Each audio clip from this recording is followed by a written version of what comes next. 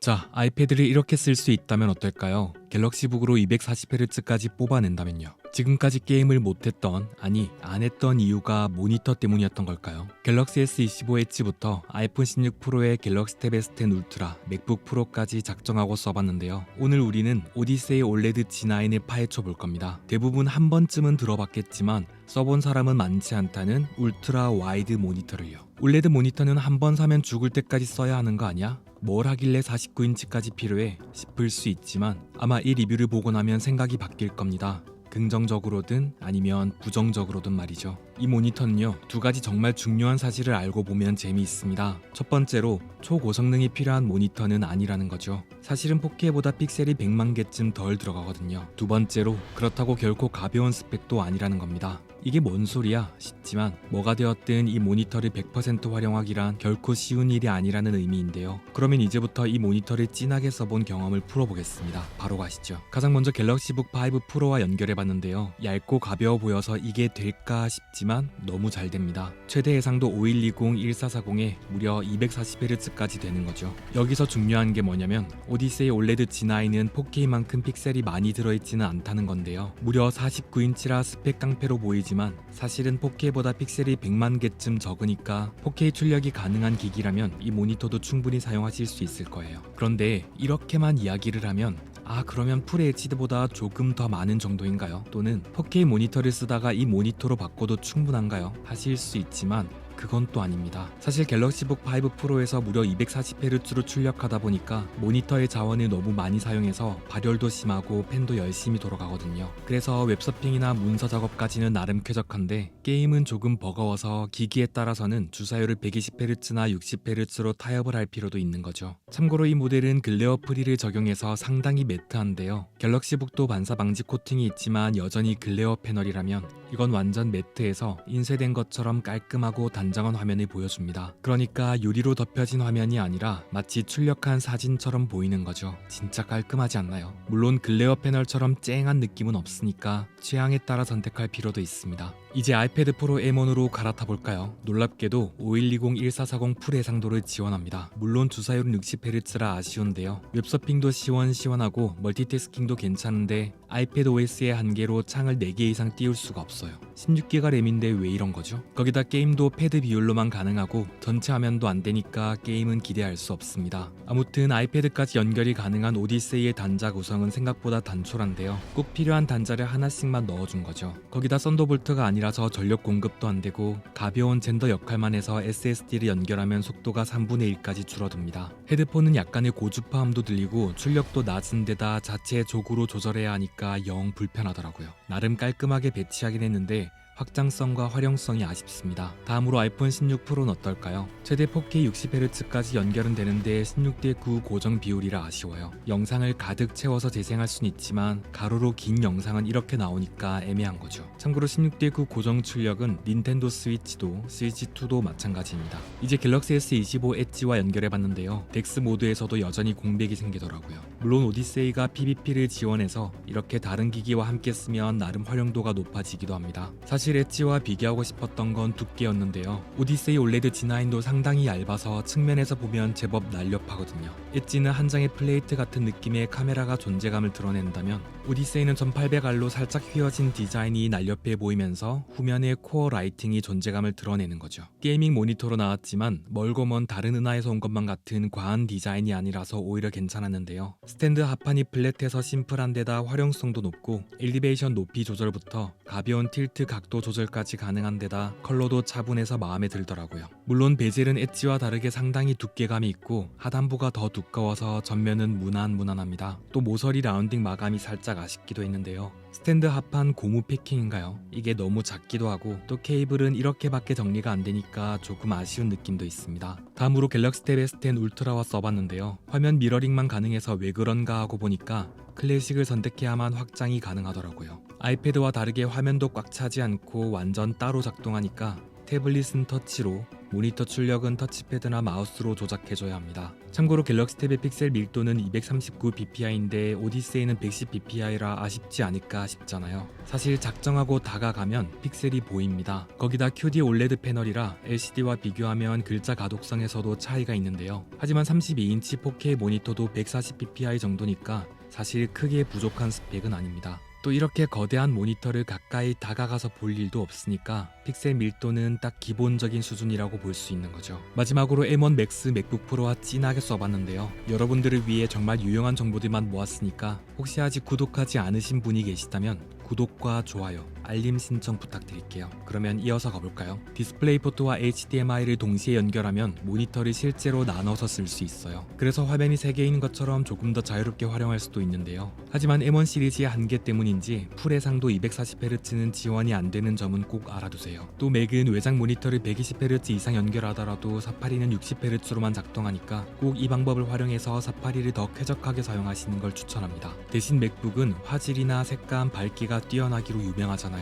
거기다 글레어 패널이라 두 화면의 차이를 활용해서 더 넓게 작업하거나 더 정확하고 선명하게 볼 수 있어요. 참고로 캘리브레이션을 해서 두 화면을 일체감 있게 교정하면 더 편안한 사용도 가능합니다. 이제 웹서핑을 해보면 창을 정말 많이 띄우거나 확대하거나 다양하게 활용할 수 있어서 상당히 쾌적했는데요. 하지만 흰색 화면이 많으면 전력도 많이 먹는 건 알아둘 필요가 있습니다. 대기 전력은 1W도 안 되지만 모니터를 켜기만 해도 40W는 기본으로 쓰는 데다 최대 140W까지 필요로 하거든요. 흰색 화면이 절반 정도면 90W를 먹고 다크 모드에서는 40에서 60W만 소모하니까 필요하다면 다크 모드를 써보세요. 영상 편집도 해봤는데요. 진짜 울트라 와이드의 진가는 타임라인을 이렇게 시원하게, 아니 광활하게 펼쳐볼 수 있다는 점에서 237% 만족했습니다. 물론 세로 길이는 조금 짧다 보니까 영상 크기는 아쉬울 수 있는데요. 그때는 이렇게 맥북 화면에 영상 출력을 하면 더 밝고 선명하고 크게 볼 수 있어서 좋았어요. 참고로 오디세이 올레드 G9의 밝기는 실내에서는 충분하지만 햇살이 잘 드는 곳이거나 직접 받는 곳에서는 상당히 어두운데요. 특히 화면이 밝은 기기와 비교하면 체감 차이가 더 크기도 하고 실측 밝기가 230에서 250니트 수준이라 아쉽기도 합니다. 물론 밝기 균일성 테스트를 해보면 차이는 5% 미만으로 12니트 차이에 그쳐서 사진 편집이나 그래픽 작업에도 충분한 전문가용 수준이었어요. 그런데 스펙과 다르게 HDR 밝기는 1000니트가 아니라 최대 430니트 정도로만 나오더라고요. 이것도 전체의 5% 미만, 심지어 1% 미만이 흰색인 HDR 영상이나 사진만 더 밝아지니까 아쉽기도 했는데요. 특히나 HDR 모드를 켜면 색감이나 균형감이 틀어지는 느낌도 들어서 대부분은 그냥 SDR 모드로 사용 중입니다. 그리고 이 모니터 발열도 상당한데요. 중앙 부분을 중심으로 최대 45도까지 오르는 데다 흰색 화면이 많을수록 온도가 높아지니까 전체적으로 뜨끈합니다. 거기다 더 밝을수록 더 뜨거워지고 전기도 더 먹는 데다 올레드 유기물 소자가 화학적으로 불안정해져서 패널 수명이 줄어들 수 있거든요. 그러니까 이 모니터는 직사광선을 피하고 가급적 에어컨과 함께 사용하는 게 좋습니다. 멀티태스킹은 어떨까요? 사실 말이 필요 없죠.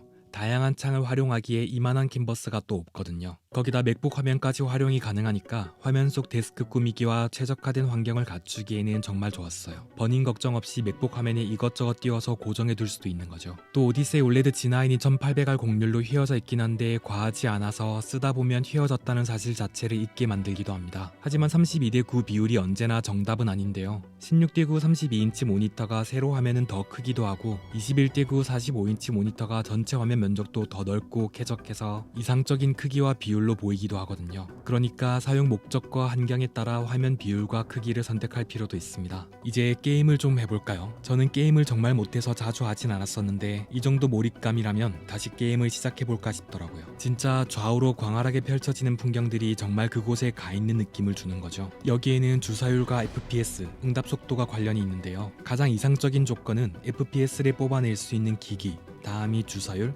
다음이 응답 속도입니다. 그러니까 프레임 레이트가 60도 안 나오는 기기로 240Hz 모니터를 연결하면 자원만 더 소모해서 프레임 레이트가 더 떨어질 수 있는 거죠. 이 모니터는 최대 240Hz를 지원해서 대부분의 게임은 정말 쾌적하게 즐길 수 있는 데다 응답 속도가 올레드답게 0.03mH인데요. 5mH가 1초에 200번 색상을 전환하는 속도라면 0.03mH는 1초에 33,333번 전환이 가능해서 사실상 인간의 시각적 인지 한계를 초과하거든요. 거기다 프레임 FHM과 주사율의 동기화 기능까지 지원하니까 연결하는 기기의 성능만 받쳐준다면 사실상 잔상 없는 쾌적한 플레이를 할 수 있습니다. 그리고 여기 후면을 보면 인피니티 코어 라이팅이 빛을 발하는데요. 화면의 컬러에 맞춰서 코어 싱크를 보여주니까 몰입도를 높여주더라고요. 물론 그다지 밝진 않아서 이런 스탠드 하나에도 가려지고 때로는 빛이 확확 바뀌어서 몰입에 방해가 되기도 했습니다. 거기다 처음에는 어떤 라이트 효과를 선택할지가 먼저 나와서 선택하고 나면 코어 싱크를 사용할 수 없다고 하는 거죠. 왜 안 되는지 몰라서 한참이나 헤매다가 검색을 해서 겨우 답을 찾았습니다. 바로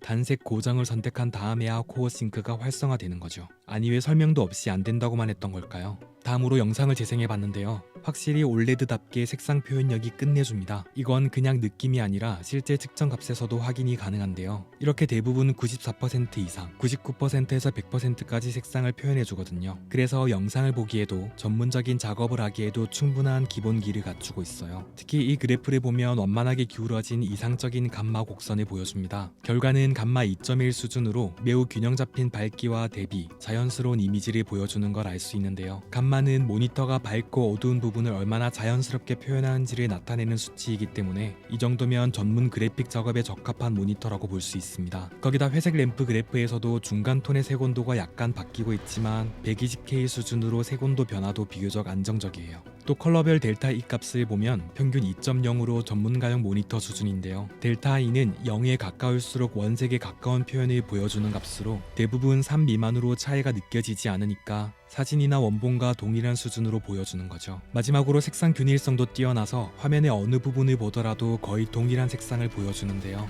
특히 화면 가장자리와 중앙 부분의 색상 차이가 크지 않으니까 울트라 와이드 모니터로서 기본기가 뛰어난 거죠. 그러니까 오디세이 G9은 게이밍 모니터라고만 하기에는 컬러를 제대로 보여주는 데다 편차도 거의 없어서 전문 작업에도 최적화가 되어 있고 밝기도 균일해서 어디를 보더라도 눈의 피로를 줄여줍니다. 하지만 화면과 다르게 조작은 확실히 아쉬웠어요. 손이 닿는 곳에 조그가 있지만 화면이 출렁이는 데다 꾹 눌러야 해서 힘도 들어가고 메뉴 구성도 직관적이지 않아서 상당히 번거로운 거죠. 리모컨이라도 제공해줬으면 하는데 아쉬움이 큽니다. 이제 남겨진 이야기들을 조금 해볼까요? 버니는 사실 크게 신경이 안 쓰였는데요. 패널까지 3년 보증이 되는 데다 삼성의 올레드 경험치가 높다 보니까 브랜드를 믿고 쓸 수 있었거든요. 거기다 버니는 제조사의 과제이지 우리가 고민하고 걱정해야 할 영역은 아니기도 한데요. 그럼에도 버닌이라는 허들은 화면 밝기를 어둡게 만들었고 픽셀을 자꾸만 이동하게 만드는 데다 타이밍이 딱 맞으면 화면 전체가 조금씩 이동하는 게 보이기도 합니다. 거기다 1, 2년만 사용할 것도 아니고 3, 4년쯤 쓰고 나서 올레드 모니터를 중고로 판매하기에도 애매한 데다 이런 모니터를 듀얼로 또는 서브로 사용하기도 힘드니까 사실상 수명이 다할 때까지 써야 하는 것도 맞는데요.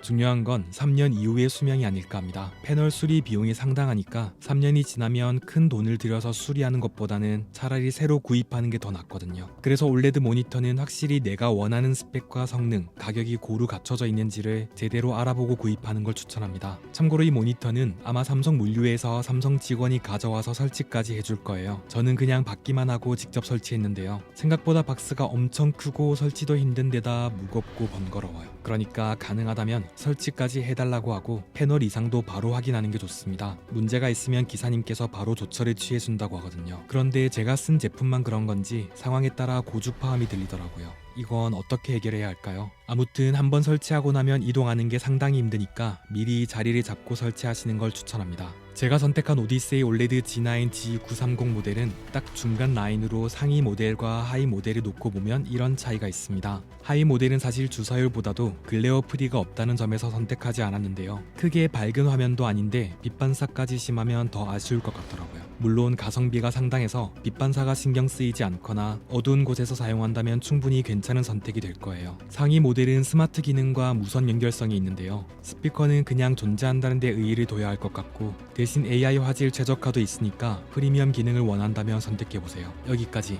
삼성 오디세이 올레드 G9의 모공까지 살펴봤는데요. 27형 모니터 2대를 이어붙인 기묘한 비율과 화면은 누군가에게는 쓸모없는 투머치 스펙이 될 수도 있지만 누군가에게는 정말 꼭 필요한 모델 모델이 되기도 합니다. 하지만 영상 재생만 목적으로 하기에는 비율 때문에 버려지는 공간도 너무 많고 게임에 따라서는 오히려 몰입감을 방해하기도 하는 데다 결코 가벼운 스펙은 아니니까 기기의 성능도 꼭 살펴봐야 하는데요. 점점 더 저렴해지는 가격에 올레드가 주는 몰입감까지 고려하자면 이 모니터를 단순히 게이밍 전용으로만 사용하기에는 아깝다는 생각도 듭니다. 다양한 기기별, 용도별, 기능별로 깊이 있게 살펴봤으니까 이쯤 되면 여러분들도 결정을 하셨을 것 같은데요. 여러분이 찾던 모니터인지, 여러분에게 안 맞는 모니터인지, 또 이미 사용 중이라면 추천할 만한 제품인지 여러분들의 의견도 자유롭게 남겨주세요. 구독과 좋아요, 알림 신청도 잊지 마시고요. 그러면 저는 또 다른 이야기로 돌아오겠습니다. 이상 맥가이버였습니다.